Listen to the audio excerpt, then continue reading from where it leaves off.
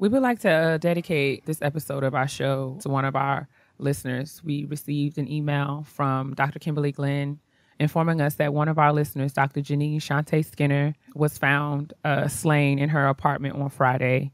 Janine was a listener of the show and she loved the podcast. She was a woman growing into her own, a professor at the University of North Carolina, Charlotte, and a leader of her students and faculty. She studied psychology and gerontology and was a researcher at Vanderbilt University and Meharry Medical College. We just wanted to honor her life and to thank her for listening to the show. We hope that something that we said at any point was, encouraging to her, and we just wanted to take the time to honor her and dedicate the show to her. We have spoken multiple times about the level of responsibility that we have with the show and how serious we take it. And we hope that with all of our listeners that we're able to not only say something that resonates with you, but to also offer you some form of relief in any experiences that you may be dealing with right now. And that's what Keia and I want to make sure that we do with this. So we definitely want to honor Dr. Janine Skinner and her life and dedicate this episode to her. Thank you for letting us know, Dr. Glenn. And like Jane said, we just hope that you guys continue to love one another and live on purpose. Life is super short. We're grateful for the time and the life of Dr. Skinner and all the lives that she touched, her students and her colleagues. And we really just wanted to honor her with Getting Grown.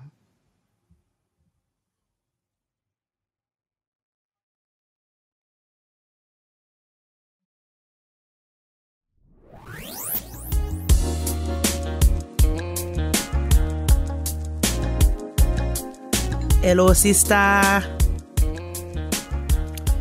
Hello, governor. What's going on, guys? Well, it's 2 holidays today, technically today. Correct. That is correct. It is a laborious day weekend. That's actually quite accurate. Yes, it is. Laborious. AKA Nigga Weekend in Brooklyn. So I just want you all to know that this episode will be full of sound effects that did not come from our producer, especially since I live in the bush. Yes, I want you to try your best not to get shot. I'm trying so hard, sis. I'm trying so hard, but I'll get to that. And then today, yes, Lord, is Queen B's birthday. Happy birthday, Beyonce Giselle Knowles Carter. We want to thank the Lord for the gift of you. We want to take this time just to give you just a shout out, and just say that, we appreciate and acknowledge your work and contribution to all things Black, beautiful, and brilliant. We speak your name. Yes, we speak your name. Happy birthday, Beyonce. I love your face. I knew you were going to sing. You love the taste. The sugar bread. Yes. It melts away.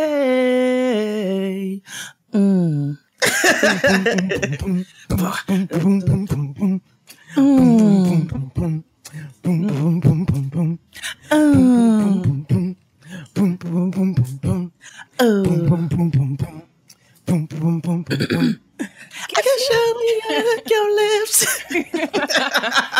I love Blow. No, sis, you were there for date night when Nikki sang.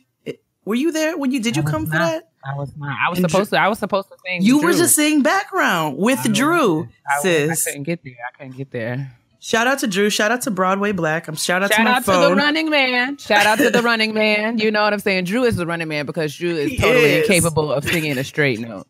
You ask Drew. You ask Drew to sing absolutely anything. Drew is the running man. Drew will run you down to the ground, honey. Drew, sing ABC. He'd be like, hey, B, C, Lord, D, F, G.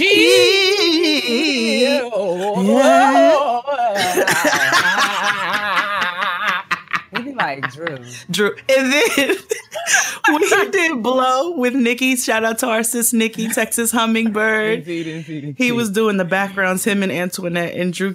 He's not able to sing background. Drew, he doesn't have the range. He's going to lead. Cherry out. Turn that cherry out. Turn that cherry out. Turn that cherry out. Whoa. Yeah. Oh, yes, Lord.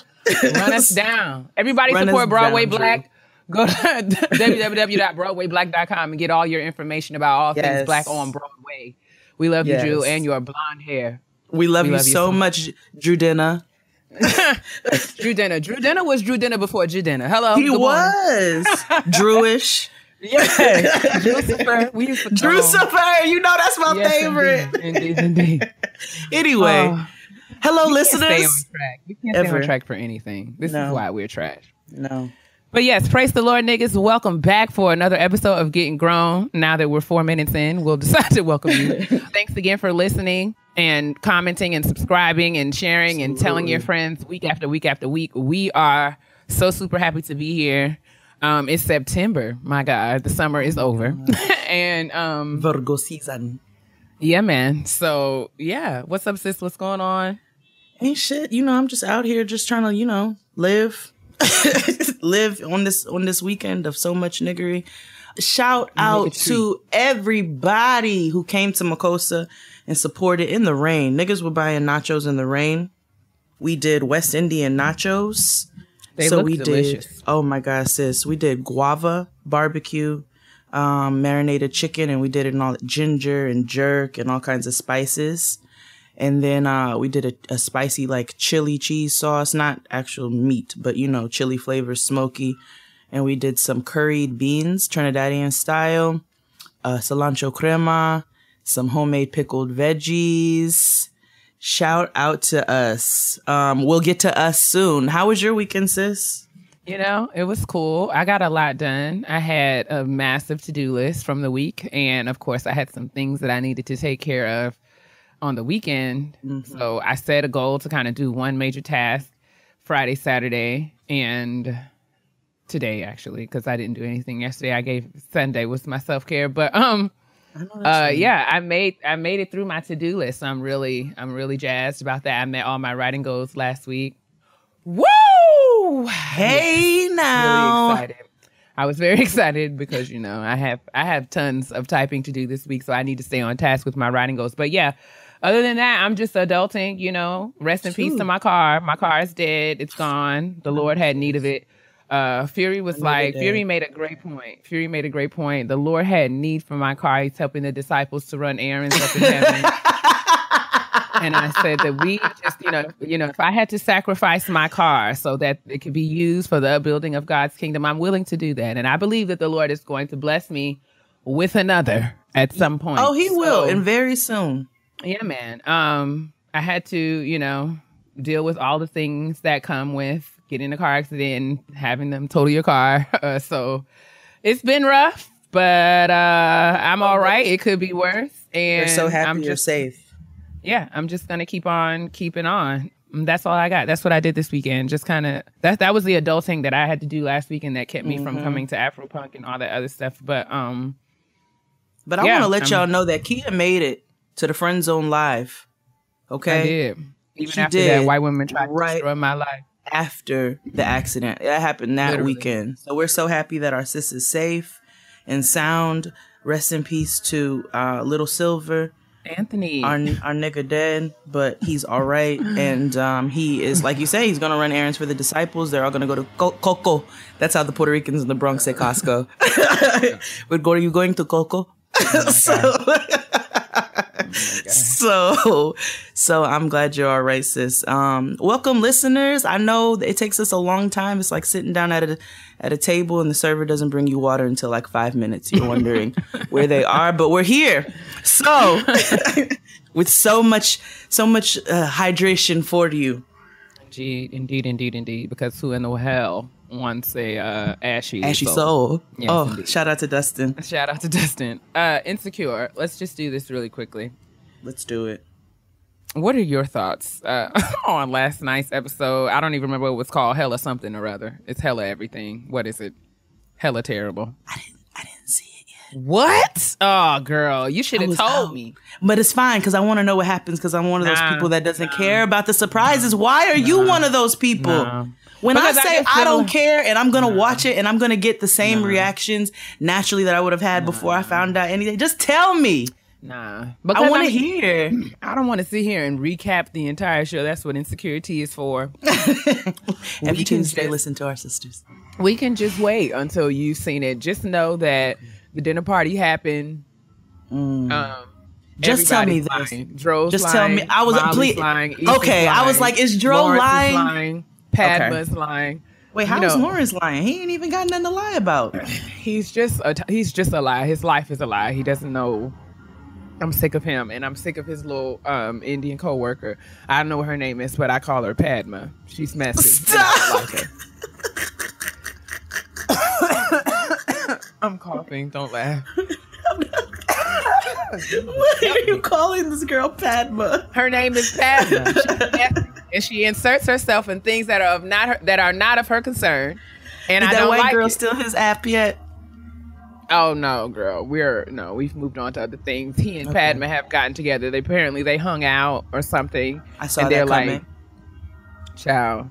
Lawrence ends up. So they make plans. I will tell you this. They make plans to hang out again, but Lawrence had to come to her and tell her that he'd already RSVP'd to go to what's the little blonde hair girl that get on my nerves? What's her name? Wait, who? Who? Oh, and Amanda Sills. What's her name, child? Lord Jesus, I can't remember. She just drains my batteries. Anyway, stresses me out. She had on Tamar's wig, but anyway, she had which one? The blonde one, girl, with the blonde roots. Old Faithful. Okay, terrible. But she's had a little dinner party for her husband. Right, and the one who was sleeping on the couch for a year. I have a theory, but we can talk about that later. She had a dinner party for him. Derek is his name. I don't know why I can't remember her name. So Lawrence was invited to the dinner party. He goes up to tell Padma, "Oh, I forgot I had to do this thing, right?" And do you not know that she invited herself? She was like, I could just come with you. I said, what kind? Who raised her? Who raised her? How do you invite yourself to a party? What? And Lawrence was so trash. He just let her do it. And the nigga wasn't even, Tiffany is the girl's name. He didn't even call Tiffany. He didn't even call Tiffany and say, hey, I'm bringing somebody. He just showed up with Padma in tow. Can we just stop real quick and just talk about people who bring people and don't tell you that they bringing people? Listen, this is why you're the host. Don't nobody come to my house. But it's you the one who be hosting things. It's rude. Just call me. Just call me ahead of time. Because let me tell you something. Niggas buy food. You know what I'm saying? There's a budget. You account for a certain amount of people so niggas can have seconds. And potentially thirds. And I get it. When the food's out, it's out. But don't go to anybody's anything without calling them ahead of time. And it's really kind of rude to call the day of and be like, can I bring somebody? But it's better that you call than just show up with another nigga in tow. Well, that's what Padma. He did. A Padma. He showed up with Padma in tow. And she tried to come. She don't even know how to she just coostless because she want to get out there and make jokes. Like, girl, we don't know you. Shut your mouth. You're here with Lawrence. We don't even like him. So why are you here? Okay? Why is he here? Why is he here? And nigga, who are you? You cracking jokes. Ain't nobody laughing at your dry jokes. Girl, get your Wait, so let's get to Dro. So Dro's been lying. So I would just say that Dro and Candace came to the dinner party too. Their interactions would not lead anybody to suspect that Candace is A, aware of the fact that she's in an open marriage, and B, aware of the fact that open marriage consists of a relationship with her good Judy Molly.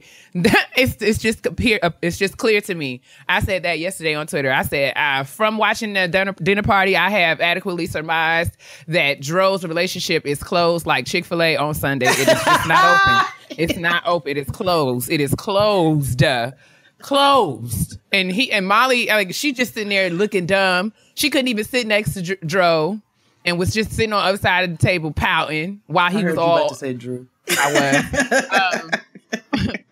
I I wouldn't do Drew like that though, because Dro looks like a machine. We talked about this last week. Yes, we know. Yes, a transformer. Exactly. But it was just a lot. Bumblebee. It was a lot. It was so much. And I was just over it. I'm sick of Molly. I'm sick of Dro. I'm sick of Issa. I'm so sick of Issa. I'm sick of all of them. The only person who I enjoyed really was Kelly. Because Kelly is always enjoyable, even though Kelly wants to fuck Derek. Who's Derek? Derek is Tiffany's husband. Does she? You don't remember all of those little side comments that she made? It might have been 2 episodes ago. She was making all these little side comments. She's like, she's like if I want to like fuck Derek, and it was like what? Wait, what? She made like a couple little side comments about a thing with Derek. I love Kelly's relationship with Issa's brother, right? Yes, they're like Pam and Martin. I love it. I love it. It just brings me so much joy. He gives her so much. She gives it right back to him. At one point, I don't remember what happened before then, but they got the dinner party and Kelly the bread was on the table. She asked to pass the butter, and Issa's brother made a face like, bitch, you don't need no butter. Or something like that, right? And she was like, butter, nigga. I was like, oh, that is absolutely me. Nigga, did I stutter? I said I would like the butter. What's wrong with you? Nigga. Nigga, I said the butter. She was like, butter, nigga. Butter. I was like, thank you. The motherfucking butter, nigga. You heard me the first time. Oh, it blessed me. It blessed me. I just love it. And most of her lines are ad-lib. Yes, I did. She's a comedian. That. Oh, man. She cracks me up. She is actually the enjoyable character on the show. She cracks me up. I'm grateful for Kelly. Well, I can't wait to watch. I will give you my thoughts next week. I don't care if it's late. It will be late, but that's fine. It's fine because next week is my birthday. And next week is the finale. So it all goes hand in hand, and we will be able to talk about it and celebrate the closing of Insecure. Even though I'm really sad. Like, that seems so fast. 8 episodes. I'm really salty about that. I feel like a full season is at least 10, 12. The first season is usually 8 episodes because they want to see how it does. Insecure was picked up so quickly because it did so well, and I'm trying to figure out why they didn't extend to 10 episodes. I mean, it's just like happening really so abruptly. Really stressful. Yeah, the previews for the finale seem like they're going to leave us in the same disoriented and completely like we're all going to be feeling just as awful as we felt at the finale of season 1. Like, we're just going to be like, I feel like it's going to be just as cliffhangery as it was before. Oh, and, of course. We will have much to talk about until Insecure returns for season 3. Cannot wait because it got picked up. Did. My sis is popping right now. Like, shout out to my sis.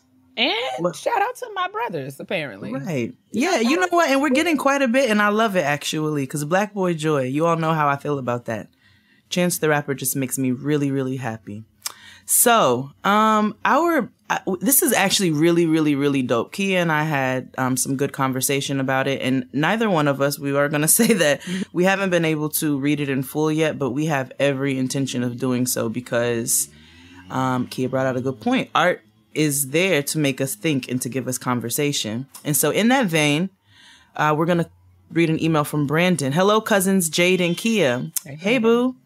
I love this podcast and y'all are amazing. For shout out to my sis, I wanted to highlight some amazing people. For all of the hood scholars like myself. Yes. And myself as well. Thank you. Yes. All my niggas in the whole wide world. I wanted to make you all aware of Syllabus that was created for 444. This work runs parallel to the Lemonade syllabus, which was created last year.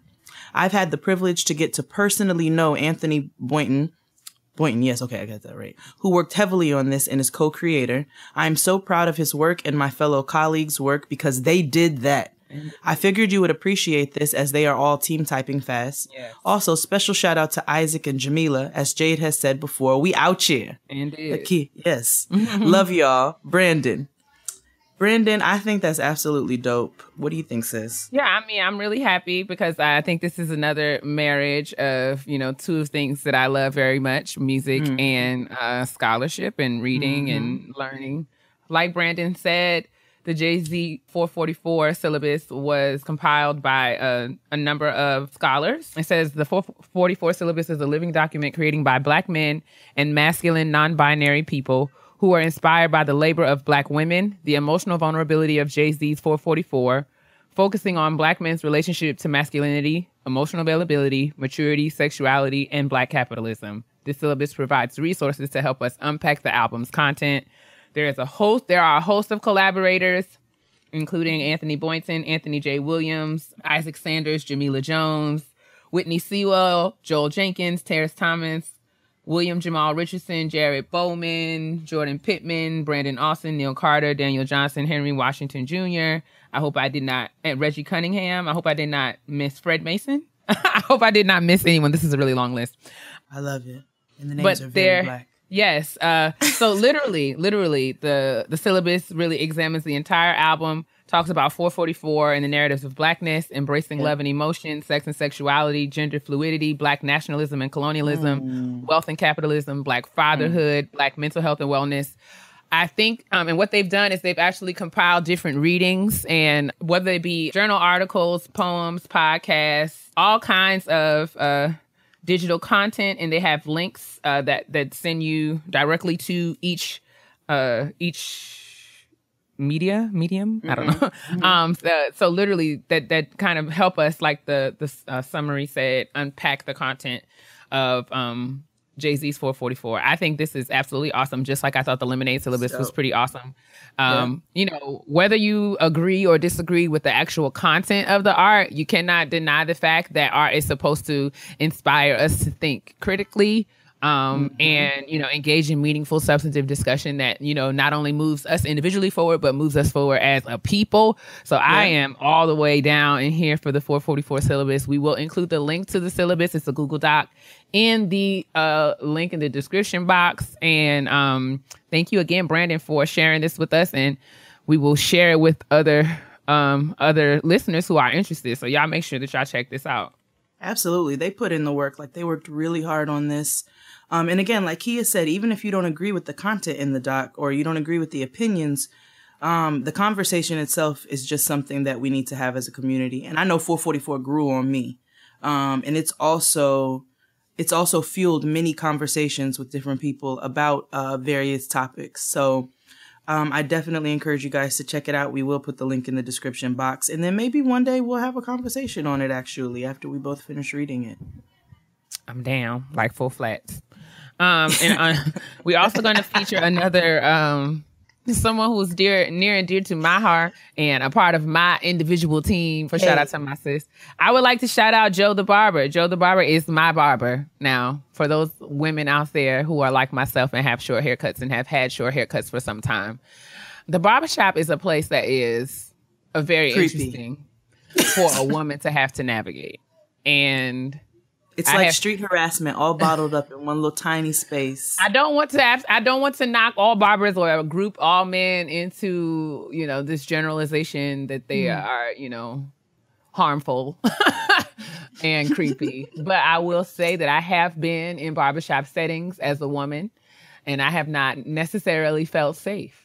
And I've sat in the chairs of barbers who, you know, I don't even want to say intentionally did this, but, you know, either way you slice it, their conversation, the way they interacted with me really bordered on the lines of inappropriate at times. So I was I had reached a point where I got tired of barbers jumping in my DMs and all kinds of things. And I became very diligent about finding a lady barber, a female barber, to cut my hair, and I was able to find an excellent barber in the person of Joe the Barber. I will leave her contact information. She's also located in Silver Spring. She has a private suite. She does awesome work. I will leave her contact information in the description box as well. I would like to shout her out. She is my sis, and she keeps me together. I mean, the back of Kia's neck is always draped up and dripped out. So listen, she's beastly with it. So if you are a young lady who has a short haircut and you would like to go to a barber and feel comfortable there, I will share Jill's information with you, and I encourage you to reach out to her. She's very professional, very timely, and very good at what she does. Everybody, we're shouting out Joe the Barber. Y'all go support her, show her love, tell her Keia said Keia sent you. Amen. Support Black business. Indeed. My sister-in-law has short hair. I was telling you that.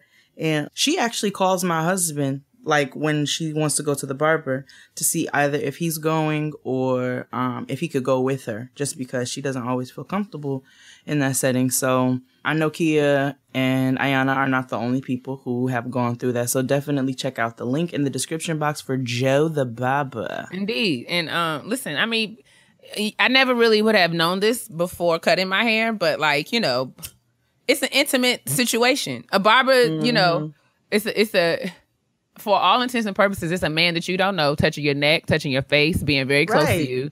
And he is in a position of power in that, you know, if you, he can jack you up. Like, you know, if you're rude to him, if you shun his advances in a way that he doesn't agree with, he can set your hairline back behind your ears. And then what you going to do? You know what I'm saying? So, I know. Just be out here looking like, it's just, it was a very interesting, it's a very interesting place to navigate. I really, really tried I didn't want to cast all male barbers and negatively, because I do believe there are good barbers out there of course, that are respectful. I'm not at all saying that, but after 4 or 5 times of the same thing happening, I decided that I was going to change my approach. And since I have found and secured a very competent and professional female barber, I feel much better about my situation. So I hope that, you know, I mean, if you don't live in this area, I would implore you to seek out. I mean, there are women barbers all over the nation. I would implore you to, you know, jump on apps like StyleSeed and Yelp and just search for women barbers. I'm sure that you will find one in your area that can help you out as well.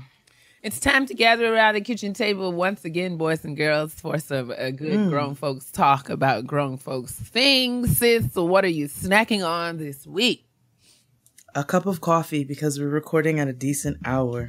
Amen. Isn't that awesome? Coffee, almond milk, a little turbinado sugar, nothing fancy. Turbinado sugar? Nigga, that's fancy. I don't use white sugar because it's bleached. I'm saying that. It's not a judgment. I was just making an observation that you have fancy sugar in your coffee. That's awesome. I actually had a good cup of green tea, and I had a Larabar, a cherry pie Larabar, because I am addicted to cherry pie Larabars. I love Larabars, and you call me fancy. Cherry pie is my favorite flavor. I don't know why. I just literally buy them by the handful, the case, and I just be going through them joints. You should check on Amazon. Yes. I mean, it's a guilt-free snack for me because, you know, they're grain-free, gluten-free, all natural. And I'd be like, I could eat this in a good conscience. In good conscience. So, shout out to Larabar and the cherry pie Larabar. Shout out to your green tea. You better get your antioxidants up and whatnot. Listen, you know, I'm out here trying to preserve my sexy. It's important. You are living your best life. I'm over here with this Bustelo, but you're over there. So, Bustelo. yes. I found all these Bustelo K-cups. And this week at the kitchen table, we will be talking about back to school season. Hey, it is September and summer is over, and we are staring down the barrel of the final quarter of 2017. Can you believe it? No, I can't either, but here we are. As we mentioned in a couple of episodes ago, we wanted to do something along the lines of kind of a back to school episode. We did get some emails from some listeners. I'm not going to read the full emails, but just I've gone through and kind of picked out what the questions are. So we will touch on those. But more generally, we're going to have a larger conversation on, you know, what if we applied the concept of back to school to our everyday adult lives? Some of us are going back to school, yes.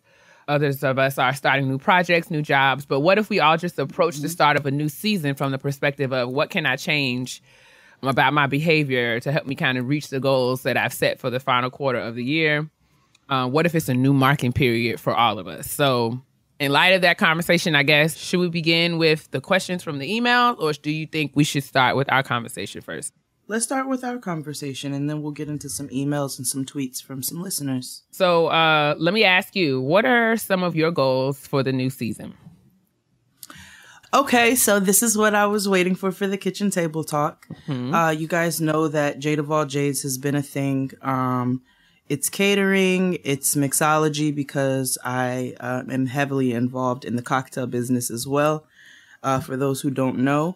But I've partnered with My Sis Santana, who you will be able to find in a couple of months at Thanksgiving. Can you believe Thanksgiving is coming up in a couple of months? On the new season of She's Gotta Have It. I'm so proud of her. But she and I have come together with our two companies and formed a catering company by the name of For the Culture Catering. So I think my goals for the end of this year, I've had a very hard goal to quit my corporate job going into 2018. And so I've been really, really, really trying to hustle hard behind my catering company, behind Jade of all Jades. And so I think this new venture and this new collaboration is going to really boost some things for us and really put me in a place where I'm able to achieve those goals. So I'm working really hard at that. Marketing, taking it really seriously. Another goal I have is to make sure that the Gettin Grown platform is taken very seriously. And we're able to, because we say it every single episode, but I don't even know if I'm answering your question. I might be rambling myself, but the community we've built is, I don't want to get emotional, but it's amazing. I mean, it's amazing. We talk about the listeners who come and say hello, but on a larger scale, just you guys' interaction, the love that you show.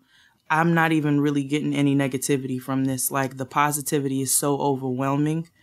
And Keia and I both have multiple conversations about making sure that we take this platform seriously. And so being able to continue to grow this into something even bigger is an honor and a privilege, and something that I take really seriously. And I want to make sure that I put that work in to see that happen. So those are some of my hard and fast goals. What about you, sis? Awesome. So like you, I'm focused on building and honoring where we are, where I am in the process of other goals that I've set for myself this year. So like seeing things through is really a goal for me as we look forward toward the end of the year. I also want to be more diligent about my finances, being more intentional about them, just keeping better track of, you know, what's going out, what's coming in, and also thinking more critically and more intentionally about saving and thinking about ways that I can not only just, you know, generate income, but generate wealth. Like truly trying to change my perspective and change the way that I think about myself in relationship to money. Because, you know, money is very much a mindset. And I think observing things throughout my childhood and the way that my family has had to interface with money, you know, has really kind of influenced and almost limited and narrowed the ways that I think about money and working and that kind of thing. And I really just want to be more informed about and more empowered to make better choices and be strategic when it comes to, you know, being a good steward over all the things that I have. And, you know, wealth for me means multiple streams of income. That means, you know, I want to be making money when I'm asleep. So however, that, you know, and utilizing all the talents that I have, and not just relying on one or two. You know what I'm saying? My job is my job and I love it. And I will always honor and be diligent in doing what I have to do there.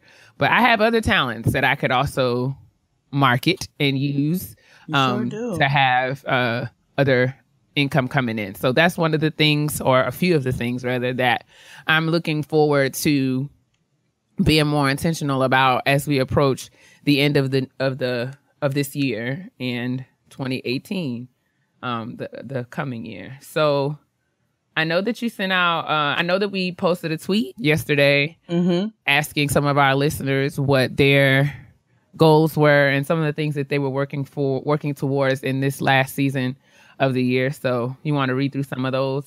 I do. You know, we'll keep it brief, but We got some really good ones from people about some hard and fast goals that they have. We asked the question as we enter the last quarter of the year, what are some hard goals you'd like to achieve and or start working on?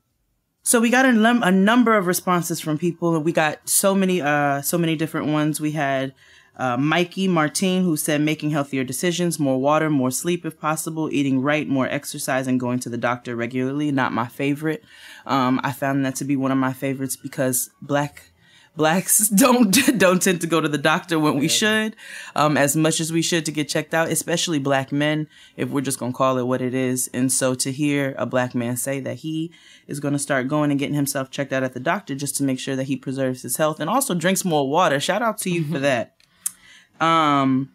We have a lot of educational tweets. Getting this dissertation proposal completed so I can take this oral exam and get closer to this PhD. Amen.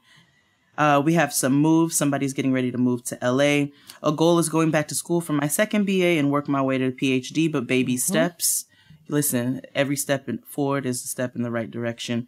Maintaining my credit score. That's important because we always talk about there's so many of us who need to work on our credit. We need to build our credit, but maintaining is also so key. You don't want to get too comfortable. And so to see somebody say that they have good credit, but they want to maintain that, I think that's awesome. Keep minding my business and making myself proud. Amen to you. Mine's is letting hurt go from my kid's father. My goal is to not hate him truthfully. I think that's very honest. Shout out to you, sis, for that. That's a very immediate goal that you can reach, and that's something that you can work on with yourself. So I think that's awesome. Continuing school for my degree in psychology, working on my relationship with my parents, and making sure my Black don't crack. Hey! Losing these damn stubborn 10 pounds, improving my credit, and ending the year strong as fuck financially. Amen. Personal goal, being more vocal about when I'm not comfortable in a situation or setting. I think that is very key. When you learn the technique, please share. That's what somebody else said. Make sure you guys are talking to each other. That's what this is all about. Get back into my workout groove after being in this accident, tapping into my creative side, meditation, and closing this chapter. Somebody said they want to take a year off from teaching and figure out what it means to serve themselves. To be known for giving can mean takers target you. That's from Pedagogulist. Yeah. Pedagogulist said that. So that's very awesome. Taking a year off from teaching, figuring out what it means to serve herself. I think that's awesome. Staying focused and not getting discouraged. That's something that we have to constantly speak to ourselves about. And that can be a goal that we have often throughout our lives, constantly encouraging ourselves.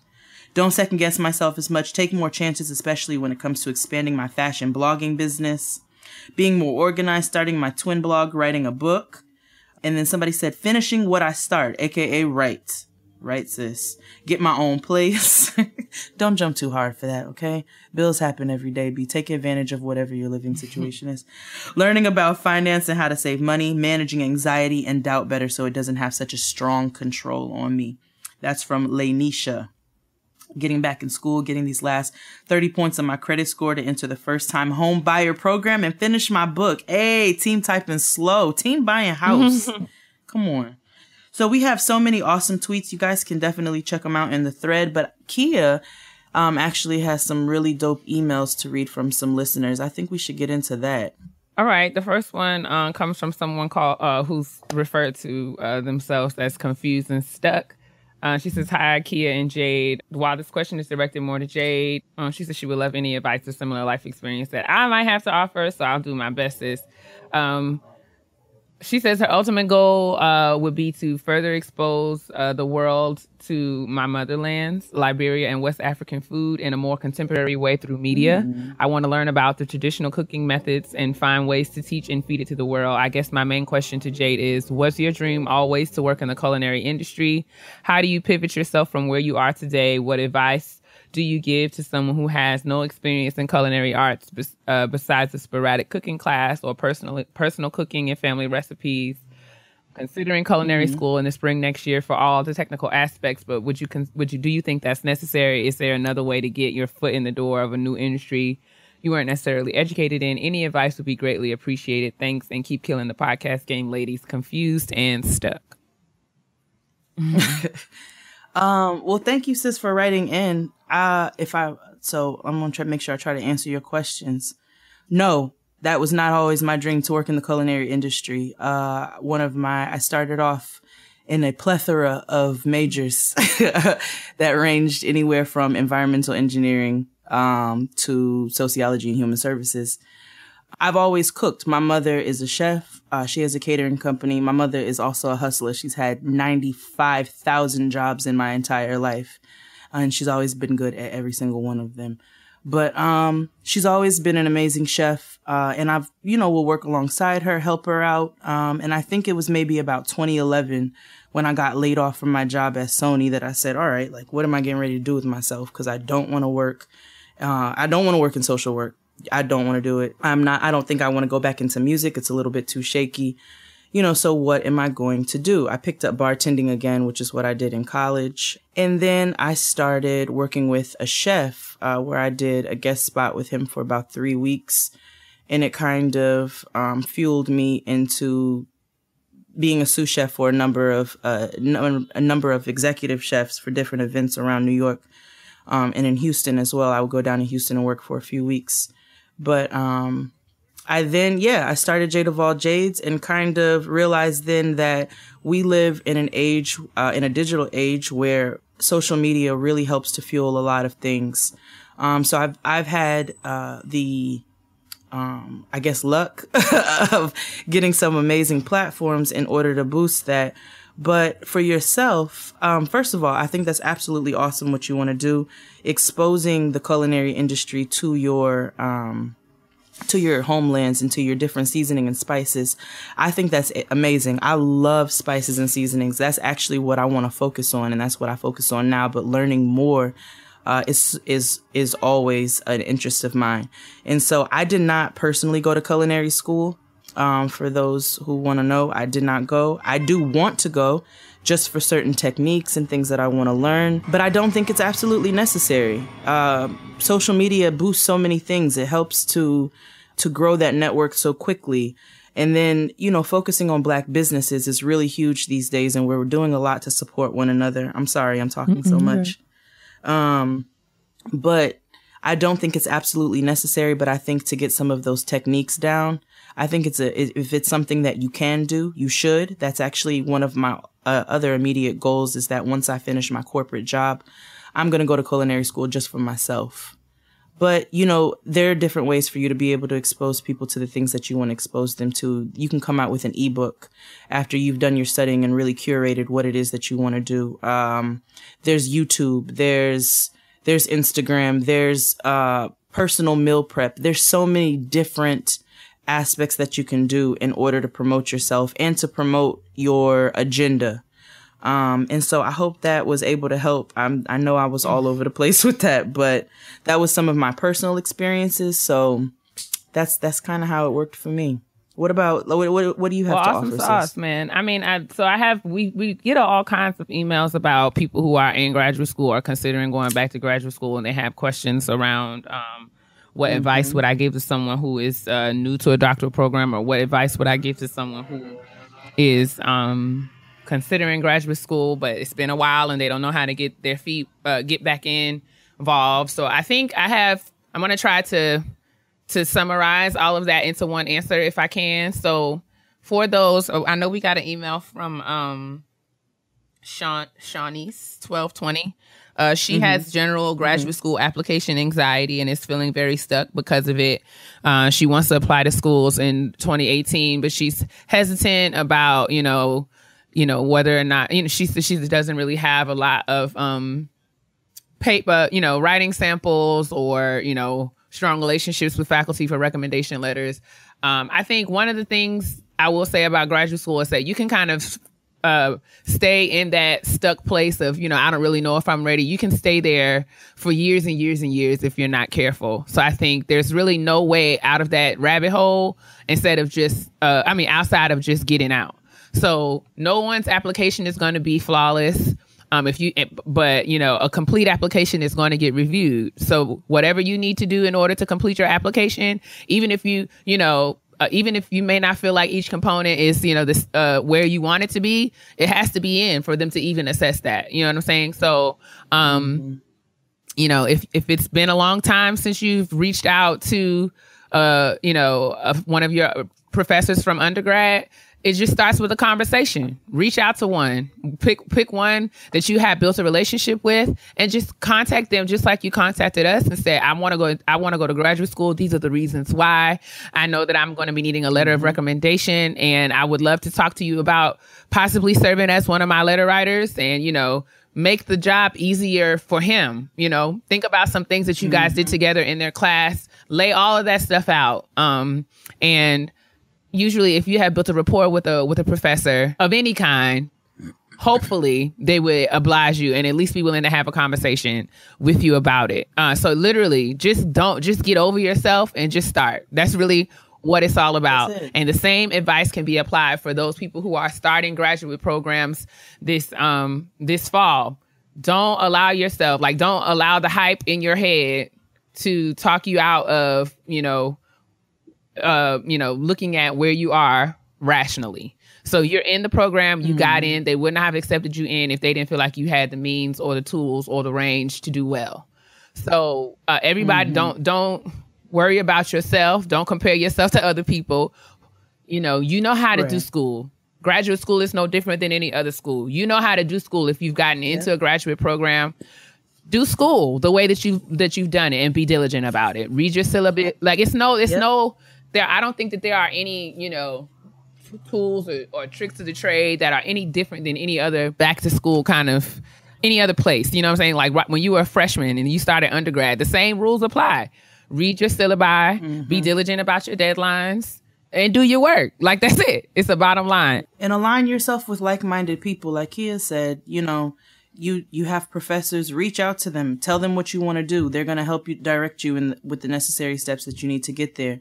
For the young lady who wants to get into the culinary industry, align yourself with people who are in the culinary industry who can help to guide you, maybe in the direction that you want to go. You may not want to go the traditional route. You may not want to go the restaurant route and work as a line chef. Like, that may not be your thing. That's not my thing.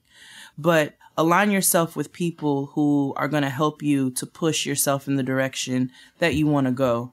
And that's going to be a strong encouragement in whatever field that you choose. Yeah, I mean, and it's going to take work, like, no matter what. So don't, and be nervous. You know what I'm saying? I think that we should respect and acknowledge every feeling, every phase of the process. You're supposed to be scared. You know what I'm saying? I think that there is great danger in you showing up for your first day of being a first year in a doc program thinking that you know everything. There's great danger in that. So you're supposed to be afraid. You're supposed to be ignorant, but just don't be reactive in that. Be proactive about it. Seek out information, ask questions, and do the work that you are required to do, and do it well. I think that's absolutely key. I think we can sometimes get really caught up in the feelings of like, oh, everyone's better than me. Oh, I don't know what I'm doing. They know what they're doing. All of that is noise and chatter that is all in your mind to distract you from where you are. So literally, if you are in graduate school, if you want to go to graduate school, you have the means to make it happen like you do. Whether that be just, making strides towards identifying which program you want to apply to, and then figuring out how to put together a fantastic application. Like, at every phase, there is something for you to do in order to get you where you want to go. I also noticed that we got an email from Kristen. She was asking about graduate funding, because I said before, and I believe that, we don't pay for graduate degrees. That was the advice that I received as an undergraduate. I know that doesn't mean that you wait for somebody to just give you what you need. That means that you find ways and you be creative and strategic about supplementing the financial aid that you receive, or getting financial aid if you don't get it. So she mentioned that she was in the master's program and she's trying to navigate, funding about that. Finding funding for master's programs can be tricky. That's at every research university. Typically, funding is usually allocated to doctoral students first. That does not mean that you say, oh, dang, that means I'm not supposed to get it. That means that you get creative and you find other ways to make it happen. And when I was in master's programs, I was really creative. I reached out to the financial aid departments. I asked them about private scholarships and grants that I could apply for. I looked for private scholarships and grants on my own. When that wasn't working to my advantage, I started applying for jobs at the institution that I wanted to attend because, tuition exemption is often a benefit at universities, colleges and universities. I worked with, I spoke to all the faculty members in the program and let them know that I really wanted to be in the program and that, I was not financially able to sustain myself. And I asked for them to help me. So, I got really, really serious about finding the money.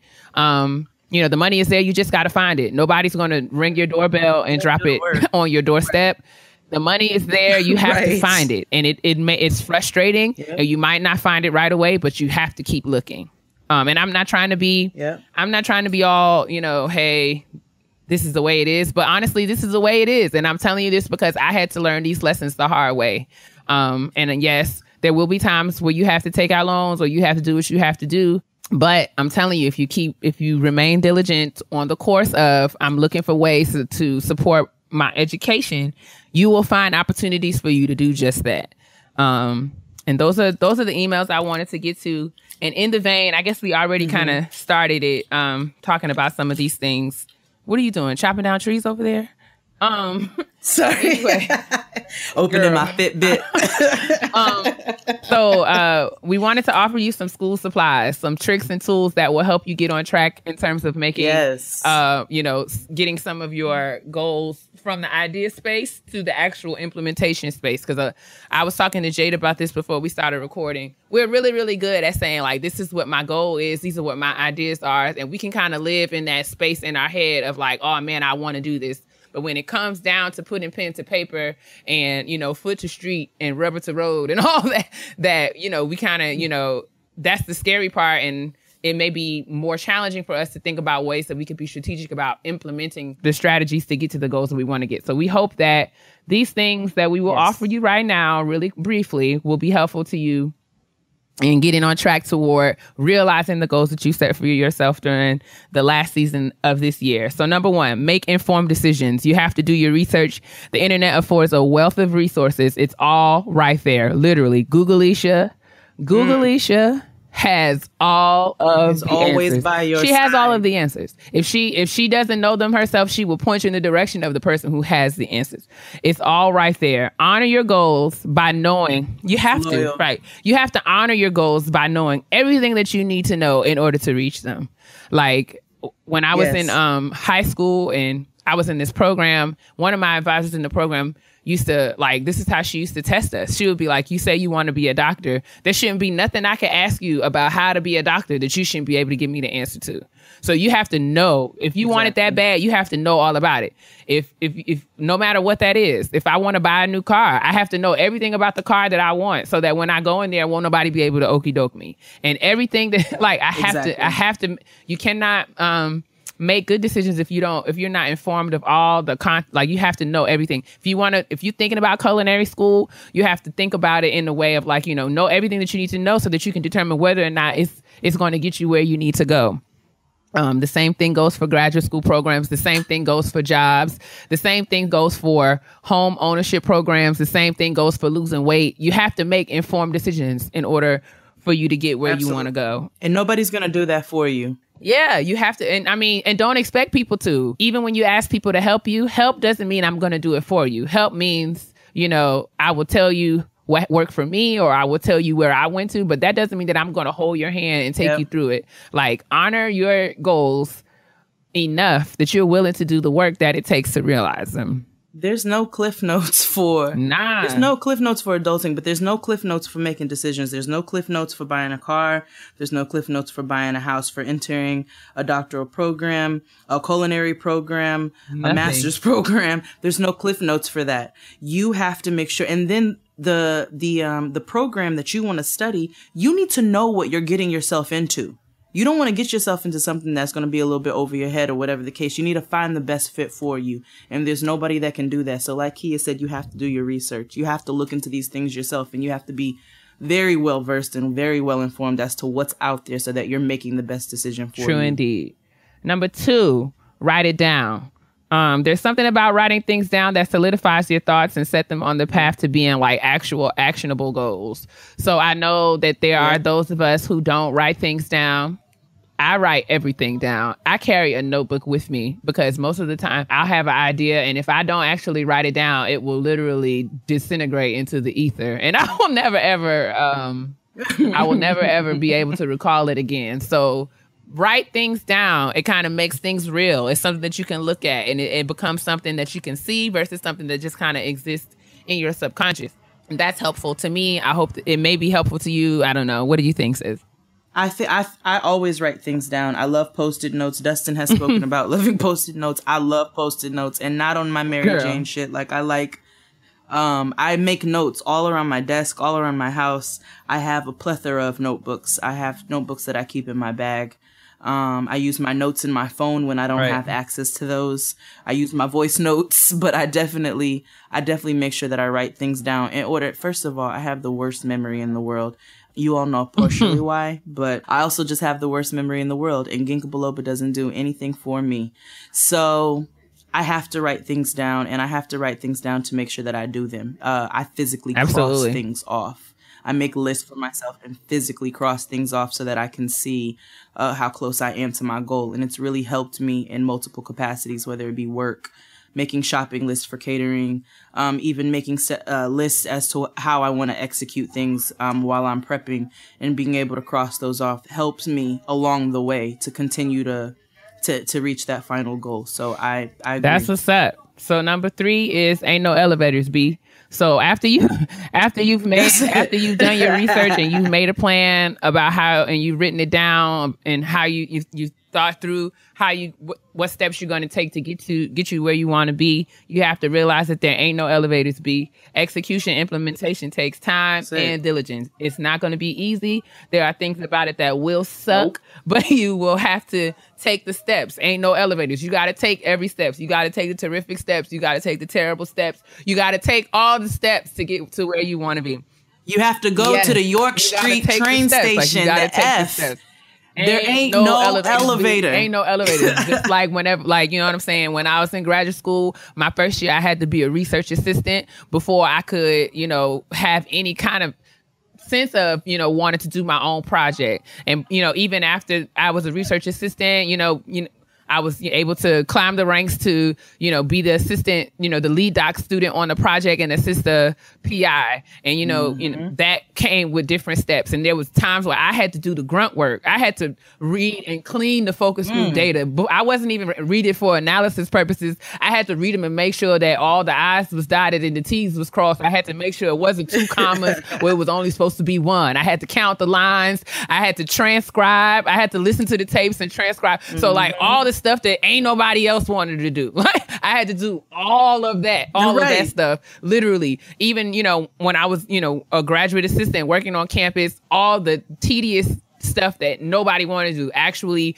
making labels and cutting out shapes and making bulletin boards, all the crap that nobody wanted to do. I had to do all of that stuff in order for me to be where I am right now. Wasn't no easy way around it. Wasn't nobody to say, oh, I'll do it for you. You have to take the steps. And there's no way for me to be in a position now where I can lead people if I hadn't taken those steps. So ain't no elevators, B. Don't be out here thinking that you're going to be Diddy in a year and a half. You got to take the steps. Like, you got to take the steps.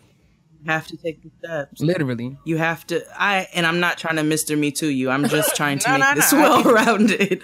But it's the same thing. It's the same thing with myself. I can only speak from my own experience, but working under a number of chefs, I've had to work with some really difficult people, some true bitches, and I've also worked with some really amazing people. I've worked with people who have really taught me some things, but it's helped me to kind of figure out the direction in which I want to go. And I had to put that work in. You know what I'm saying? And even now, as I'm building the brand, I haven't gotten to the point of success that I would like to get to. I'm still building my brand and still doing my grunt work. You know what I'm saying? So y'all see a nice plate of nachos, but a nigga's in the kitchen slicing up jalapenos. You know what I'm saying? Slicing up red onion, pickling the shits. You know what I'm saying? Cutting up cheese, breaking it down, constantly whisking it, currying beans. It's just steps that go into everything. Cleaning chicken. Cleaning chicken is terrible. For the Afro Latina Festival, we had to clean 200 pounds of chicken. Okay? And 16 pernils, roasted pork shoulder.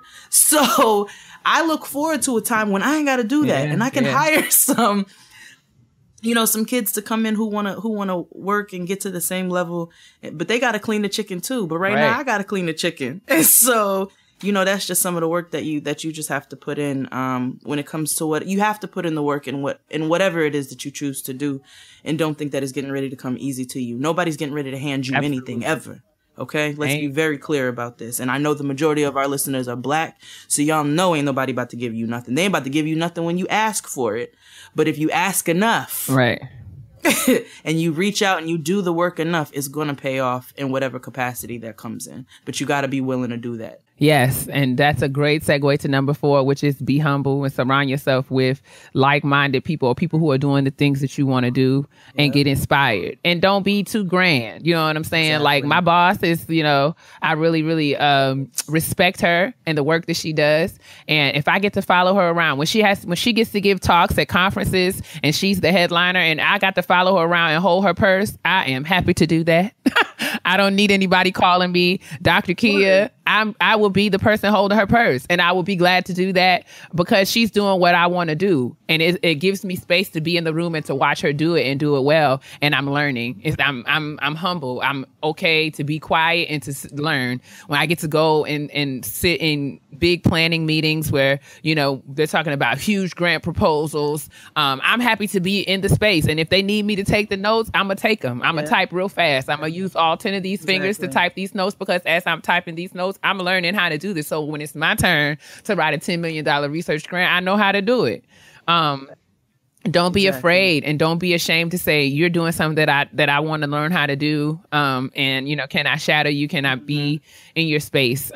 Even aside from that, you know, I would like to gain more experience as a makeup artist. And, you know, just, you know, we talking about multiple streams of income and using all of your talents to make coins. I would like to do that. But in order for me to do that, I need to build my confidence, and I need to be around people who do big makeup jobs and see them do it, and do it well. And you need to get foundation that matches everybody. Oh, girl, this is not about you. So what I did, I reached out to artists in the area. I did that this past weekend. I reached out to a very talented artist by the name of Allison. And I said, hey, girl, do you need assistance on your bigger jobs? Do you need somebody to come and help you clean these brushes? Because you're doing big jobs, and I would like to book big jobs one day. So I want to watch you do this. Right. So that I can be out your clients, but I want to learn from you. Yeah, you know, just learning and being respectful and being humble and just getting yourself in a position to learn the information that you need to know, and not being too grand in order to do that. So yeah, like Jay said, cut up onions, cut up jalapenos, clean chicken, and do all the grunt work. Don't be ashamed to do that. No. And the final one, because I feel like we need to wrap this up, is find something to celebrate. Find ways to enjoy the journey and throw parties at every phase. One of my favorite sayings is, don't allow the mountains in front of you to distract you from celebrating the ones that you've already climbed. Hey, this is for say it again. I will say it again. Don't allow the mountains in front of you to distract you from celebrating the mountains that you've already climbed. This is for this is the special shout out. This is one of the things that I had to keep in mind when I was writing my dissertation. You staring down the barrel of the dissertation will help you. It will make you forget all the hurdles that you've already jumped, the hoops that you've jumped through in order to get to this point. You had to pass comps and qualifying exams. You had to put together a dissertation proposal. You had to write it. You had to defend it. You had to collect data. You had to clean data. You had to write up the dissertation. So, you're thinking about, oh man, I got to write my chapter 5. I don't know how to do that. Ma'am, you've written chapters 1 through 4. Celebrate that. Yes. You know what I'm saying? Like, throw a party. Take yourself to dinner. When I defended my dissertation proposal, I got dressed. I got into my car. Rest in peace, Anthony. And I drove to a fancy steakhouse.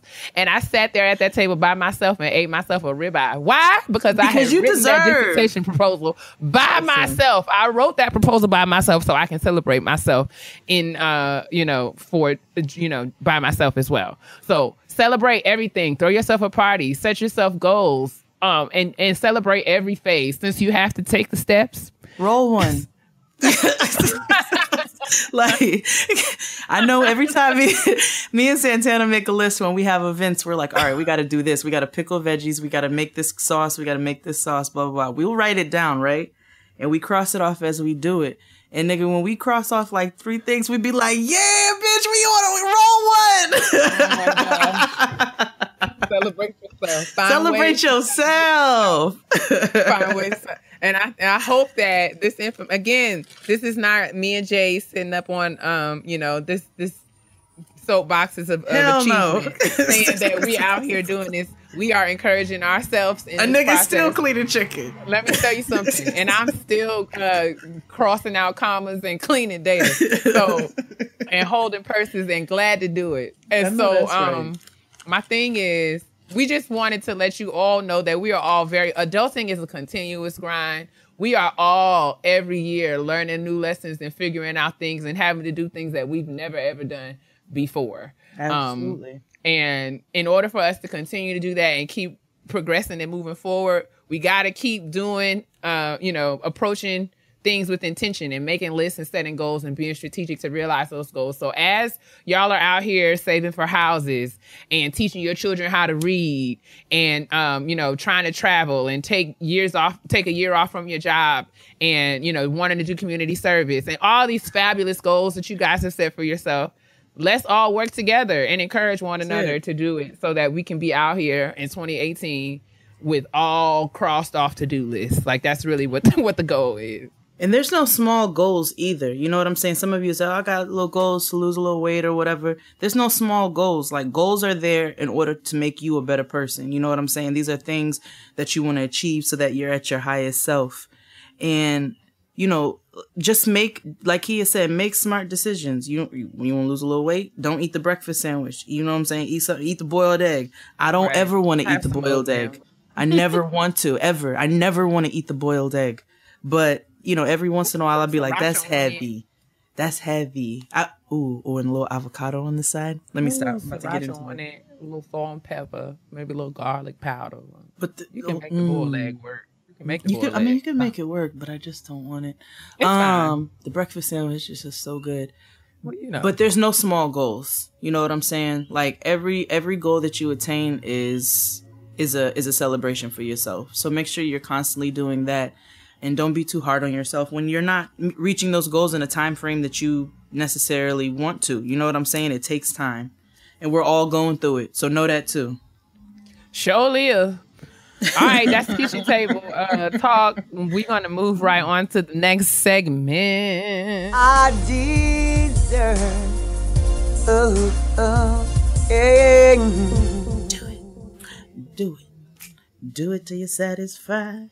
Whatever it is. Hey, do it till you're satisfied.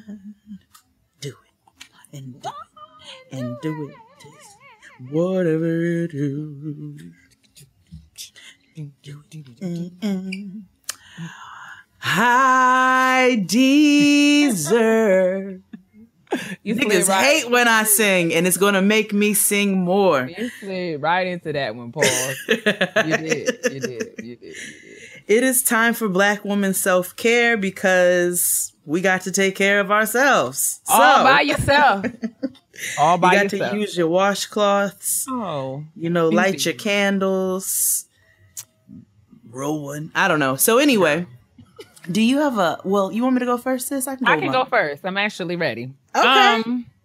So I was at the supermarket this week, end of last week, I should say, and I went to Trader Joe's. And when I entered Trader Joe's, I saw a beautiful bunch of green hydrangea. Ooh. And I purchased them and I brought them home and I put them in a vase, and they have just been giving me so much joy coming home to these flowers. They are very pretty. The color is just so vibrant and rich, and I just put them on my desk and I sit next to them. Oh, you have green hydrangea. You're such a stranger. I don't know. You look at us being in the spirit. Look at us, kindred. So yeah, I love my green hydrangea. That was my Black woman self-care. I saw them in the store. They made me happy, so I brought them home. Come on, in song. You brought them home in song. That is so funny. That actually is that just brought me joy that we both are sitting here with our green hydrangeas. Look at you. I feel so kindred with you. Girl. My Black woman self-care this week. Y'all ready? Oh, I bought myself some jeans. It's important. It's important. Are they good? Do they cover the full circumference of your behind? Yes. Let me tell you. A nigga bought some ultra stretch jeans from Uniqlo, right? How many percent lycra? I don't know, actually. I should look at that. Probably 100. But what a jegging. They stretch for no, they're actually not. They're actually a jean. They have pockets. So I bought some ultra stretch jeans from Uniqlo. Nigga, they fit me so good. They don't make my butt look weird. You know what I'm saying? I have to get all my jeans tucked in the back from the seamstress. So I do need to go get a small tuck, but it's not a big tuck. I was able to like actually wear them this weekend with a shirt that doesn't have to cover like the top of the jean. So I was really happy about that. Anybody who is my sister in the wagon knows that it's hard to find a good pair of jeans, and I was able to find 3 of them. I bought some awesome jeans from Uniqlo, and it made me feel really good about the rest of this season. All right. Okay. Yeah. That's it. I think that's sufficient. We're moving on. I think so. Yeah. All right. And I want to be very responsible of the things I say to my sister. Because everybody know I can be real petty. P-E to the T-T-Y. It's time for the petty peeves. It's time for us to be petty. This is our favorite portion of this show. Portion of the programming. I want it to be alliterative. It's our favorite portion of the programming. Yes.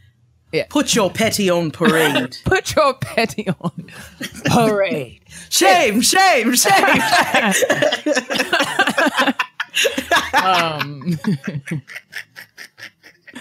Oh my Santana Lord. shamed Tristan on Instagram. What's the live? What's the stories? Whatever. She shamed him because he was saying some real off the wall misogynistic shit. I'ma just go ahead and put that on parade. I love my husband, but you know niggas can be problematic. And I was so happy to have my girlfriends there who publicly shamed him right on the corner of Borinquen and Marcy Avenue. On Instagram for the world to see. Okay. All right. So let's shame ourselves with some of our petty peeves. You start. Okay. So it's Labor Day weekend. I live in Flatbush. Y'all know what that means. If you don't know what that means, 'cause I guess everybody doesn't. That's exactly part of it. Just keep talking. Talk through it. It's fine. Labor Day weekend. That's so. I'm not gonna say it. Hold on. Well, dang. Is it in the living room? I mean, it really is. God damn. Don't even take all that. Just hurry Probably up. Going to get a croissant sandwich or something from the Right, because clearly they're not in a rush. mess. So anyway, Labor Day weekend in Brooklyn is a really big thing. We have a very large West Indian Day parade where they shut down Eastern Parkway and everybody comes out with their flags. Trinidad, Jamaica, Grenada, the Virgin Islands, Puerto Rico, the Dominican Republic. I know I'm leaving out so many. St. Lucia. You're not tons, everybody. everybody. I'm not going to be able to list everybody, and please do not come for me for that. But it's huge. They shut down the Parkway, and there's also an event called Juve, which is an event before the parade that starts about 2:00 in the morning, and niggas come out and they party in the streets with their flags. And it's, you know, in Trinidad, it's about the party, it's about the fete. But in Brooklyn, which is also about the party, some awful things have happened. I know last year. Somebody always dies. Somebody always dies at Juve. And last year in particular, a young lady got shot in the face. Terrible. For turning a nigga down who she did not want to, who wanted to holler at her, and she did not want to accept his advances. So he shot her in the face. So they have now turned Juve. They started Juve at 6 a.m. this morning instead of 2 a.m., which they normally do, 6 or 7 a.m. But anyway, I came home at 4 a.m. Don't ask me why, I'm grown. And it was me and my husband, and we were looking for parking. Stupid. We should have just parked and taken a cab or like the train or something earlier that night. But my petty peeve this week are niggas who walk in the street. Niggas love to walk in the street. Okay? All through Bedford-Stuyvesant, all through Flatbush, all through Crown Heights. Niggas love walking in the street. They do not observe the walk sign because they think that they have. I'm guilty as charged. Of course you are. Of course you are. I cross the street when I want to, when the cars ain't coming. I don't have that's to wait what I'm for saying. the little white That's man not... to tell me when to cross the street. I'm good. Yes, I do a technical jaywalk. I do. I always cross the street. If I have the availability to cross the street, I do so. What I do not do is a slow stroll in front of a vehicle while the light is green. That is not really my aesthetic. I don't believe in that. And niggas love to walk in the street. And in particular, during Labor Day weekend and Flatbush, it is awful. And so my petty peeve this week are niggas who walk in the street. It's frustrating. Indeed. What's yours?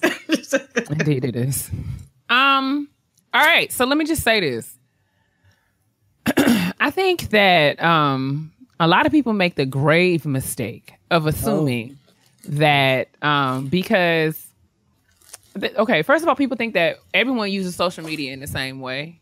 Right. And I guess I feel like I think that people should not do that. Like we should, like, just because you tell all of your business on social media, it would be, don't assume that because I'm not telling my business on social media that I don't have any business. And this applies to a lot of different things. It can apply to dating. It can apply to like professional things. Like, there are those of us who have boundaries and who are particular about the things that we share on certain platforms. I think that I have been very vocal about the fact that my social media, my Twitter specifically, it's not an academic space. It's not a place where I get on there and talk about work or the work that I'm doing. It's a place where I vent and talk about the things that I want to talk about when I want to talk about it. That could be anything from higher education policy, broader participation policy, STEM education reform.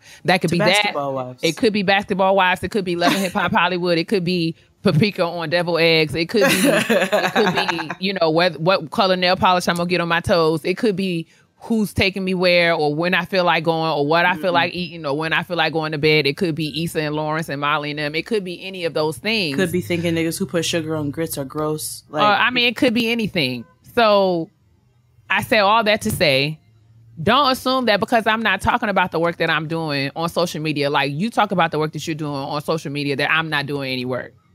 Right. There are, you just, and don't assume that because you're talking about the work that you're doing on social media, that the work that you're doing is better than the work that I'm doing. Okay. Right. I feel like the work that I'm doing will speak for itself. And I may not feel led or compelled to talk about it on Twitter. I'll let you read about it when it's published. Right. I guess I'm saying that I'm irritated by people who assume that because they use their social media to do things a certain kind of way, that's the only way that people should do it.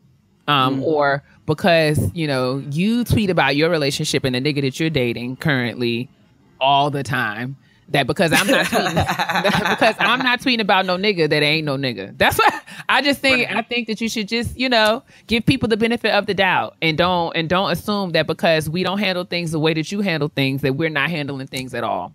Absolutely. I think that's, we all know the saying, when you assume. That's it. When you assume. Yeah. When you assume, you make an ass out of yourself. Yeah. You ain't making an ass out of me. You making an ass out of you. So don't assume anything about anybody's life based off of social media. I know some, unless they're posting, I don't know. People love to post a bunch of memes.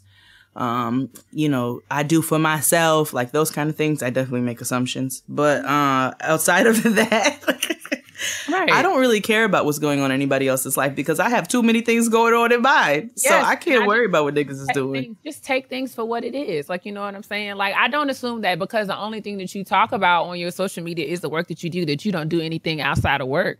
Right. So I don't appreciate you assuming that because I don't talk about my work on social media that I'm not doing any work.